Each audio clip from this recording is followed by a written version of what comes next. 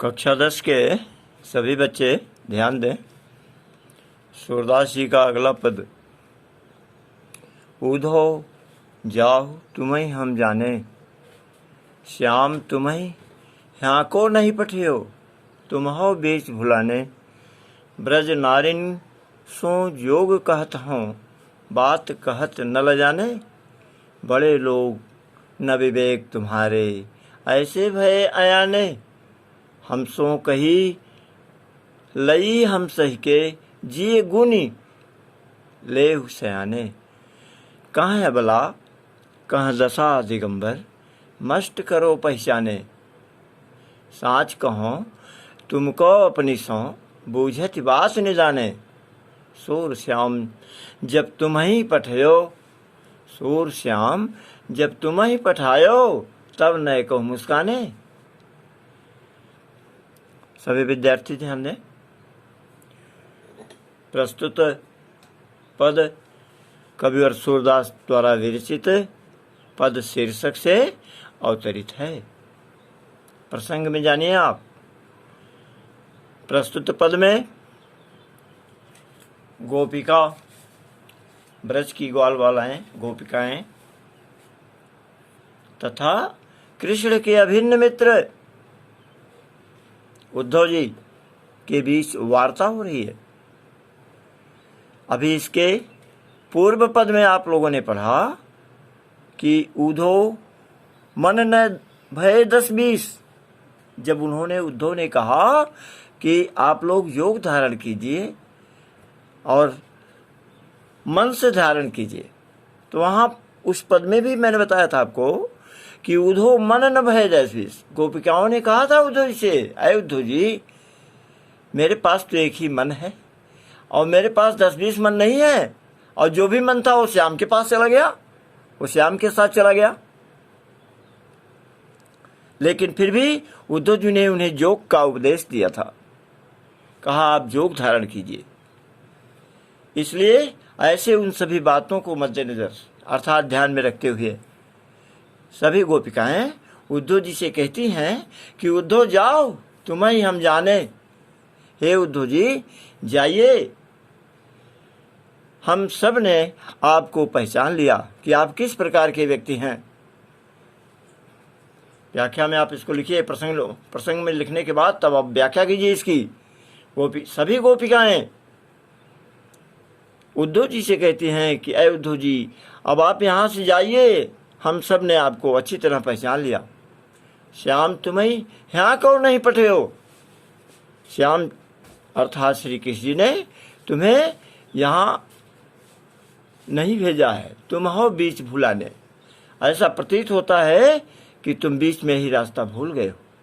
ब्रज नारिन सो जोग कहा था, आप ब्रज की नारियों को योग करने का उपदेश देते हैं, योग करने की बात कहते हैं, और बात कहत न जाने। ऐसी बात कहते हुए आपको लज्जा नहीं आई, शर्म नहीं आई। बड़े लोग न विवेक तुम्हारे, आप तो बड़े होकर भी ऐसा प्रतीत होता है कि तुम्हारे पास आप विवेक शून्य हो गए, तुम्हारे पास ज्ञान ही नहीं है। विवेक माने ज्ञान, आपके पास ज्ञान ही नहीं, विवेक भी नहीं है। ऐसे भय आने और आप ऐसे अज्ञानी से दिखते हैं। हम सो कही लई हम सही के, जी गुण ले सयाने। हमसे तो आपने कह दिया, ध्यान दीजिए, हम सो कही आपने हमसे कह दिया, लई हम सही के, और हम सब लोगों ने सह लिया। जिए गुण ले सयाने, आप अपने हृदय में इसे गुण धुन लीजिए। अरे कहाँ अबला कहाँ दशा दिगंबर, कहाँ अबला, अबला माने स्त्री, कहाँ दशा दिगंबर, और कहाँ दिगंबर की दशा। एक तो हम सभी अबला हैं, इसके बाद आप हमें नग्न वेश धारण करने की बात करते हैं। दशा दिगंबर, दिगंबर का तात्पर्य होता है नग्न वेश। बच्चों आप लोगों ने देखा होगा साधु सन्यासी या योग धारण करने वाले अक्सर वो आंचला पहना करते हैं। तो वही गोपिकाएं उद्धव जी से कह रहे हैं कि एक तो हम लोग स्त्री जाति हैं, आप हम लोगों को दशा दिगंबर अर्थात नग्न वेश धारण करने की बात करते हैं। मस्ट करो पहचाने, आपने पहचान करने में भूल कर दी। मस्ट करो, आप चुप हो जाइए, आपने बताने में पहचानने में भूल कर दी। साच कहूं तुमको अपनी सो, सभी गोपिकाएं कहती हैं कि मैं अपनी सो तो तुमसे साच कहूं, मैं अपनी सौगंध खाकर तुमसे सच्ची बात तुमसे सच्ची बात बता रही हूं कि बूझत बात नहीं जाने। आपने बूझत माने जानने में, बूझत बात नहीं जाने, कहाँ बलात् कहाँ तसाद। एक तो हम लोग स्त्री जाति हैं, आप हमें योगियों की तरह उपदेश देते हैं। ऐसी स्थिति हम लोग नहीं धारण कर सकते। आप ही बताइए, सच सच बताइए, हम आपको मेरी सौगंध है कि सूरश्याम जब तुम्हें पठायो, अय उद्धव जी, जब कृष्ण जी ने तुमको यहाँ भेजा है तब न को मुस्काने, क्या वो जरा भर भी मुस्कुराए थे? अर्थात क्या आपसे उन्होंने मजाक किया था? हो सकता है मजाक किया हो, इसलिए आपको उल्लू बनाने के लिए यहाँ भेज दिया।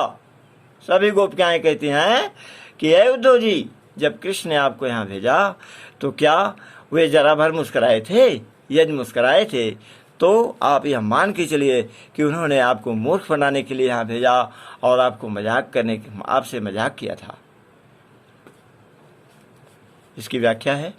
अब आगे आप काव्य सौंदर्य में क्या लिखेंगे, यही लिखिएगा इसमें कि गोपिकाएं की उक्ति का बड़ा ही अनोखा वर्णन है और हृदय की मानसिकता का वास्तविक चित्रण है। अलंकार वक्रोक्ति अलंकार है।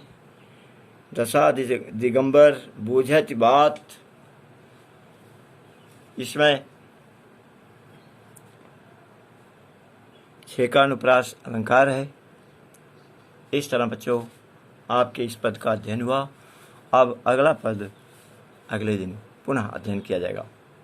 धन्यवाद।